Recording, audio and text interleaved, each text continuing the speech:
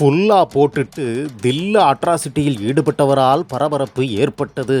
மது போதையில எதிரில் நிக்கிறது யாருன்னு கூட தெரியாம போலீசார்கிட்டயே, ஏ போலீஸ், நீ ஒரு ஆம்பளையா இருந்தா சட்டைய கழட்டி வச்சுட்டு வா மோதி பார்க்கலாம் என அசிங்கமாகவும் ஆபாசமாகவும் பேசிய போதை ஆசாமியால் பரபரப்பு ஏற்பட்டது.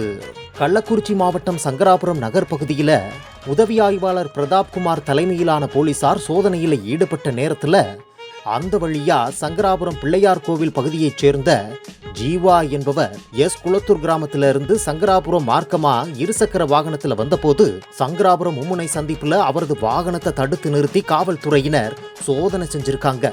வாகனத்தை ஓட்டி வந்த ஜீவா நல்லா ஃபுல்லா குடிச்சிட்டு மது போதையில இருந்தது தெரிய வந்திருக்கு.